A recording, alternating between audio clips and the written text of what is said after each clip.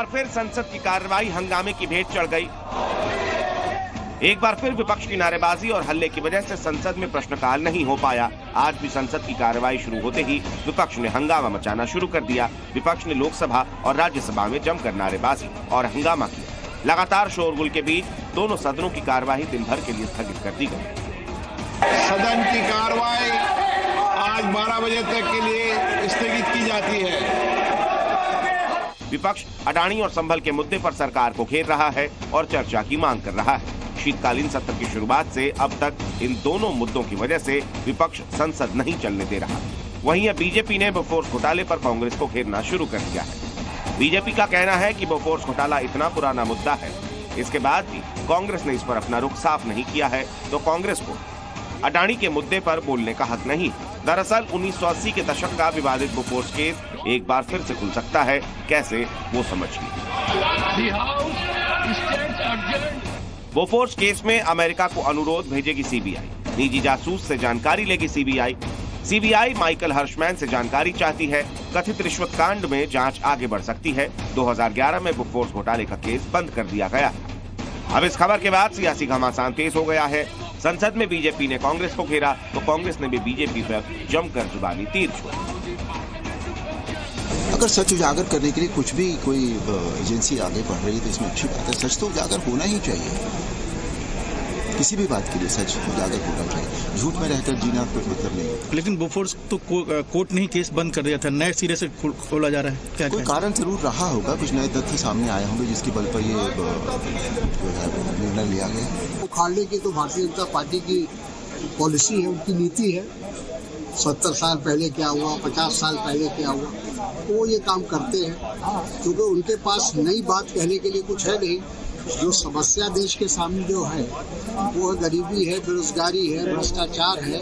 इन चीजों का उन्मूलन कैसे हो, इस पर भारतीय जनता पार्टी को समय नहीं है चिंतन करने की। विपक्ष जहां अडानी और संभल हिंसा का शोर कर रहा है, तो वहीं बीजेपी इन सब के जवाब में बोफोर्स का केस लेकर आ गई है। संसद में मचे घमासान को लेकर आर पार की लड़ाई भी जारी है। बीजेपी कह रही है कि सरकार हमारे मुद्दों से भाग रही है। बीजेपी आरोप लगा रही है कि विपक्ष संसद नहीं चलने दे रहा, तो वहीं विपक्ष कह रहा है सरकार हमारे मुद्दों से भाग रही है। आते हैं और ये स्थगित किया जाता है। सरकार नहीं चाहती है ना, तो ये सरकार की जिम्मेदारी बनती है कि वो सदन चलाने की जिम्मेदारी सरकार की होती है। सरकार चलाना, संसद चलाना सरकार का काम होता है।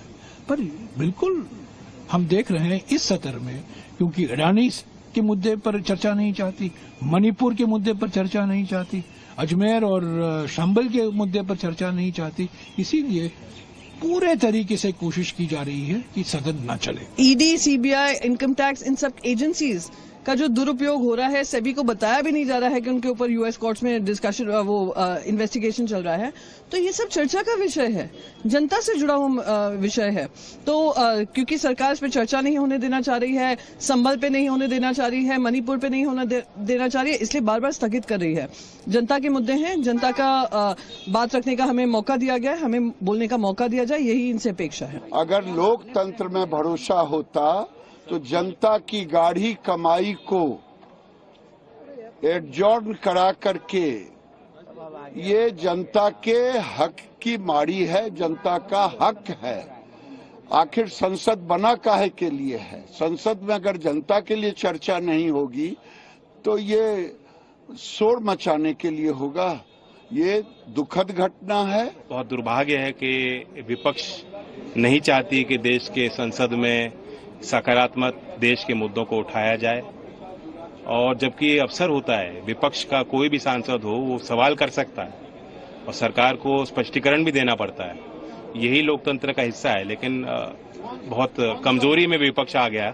मुझे लगता है कि जो नतीजा है उससे उस नतीजों ने उनको झकझोर दिया।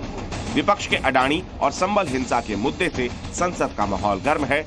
अब बीजेपी की तरफ से बोफोर्स केस की भी एंट्री हो चुकी है, जिसके बाद संसद में आर पार होना तय। दिल्ली से रविंद्र कुमार के साथ ब्यूरो रिपोर्ट, जी मीडिया।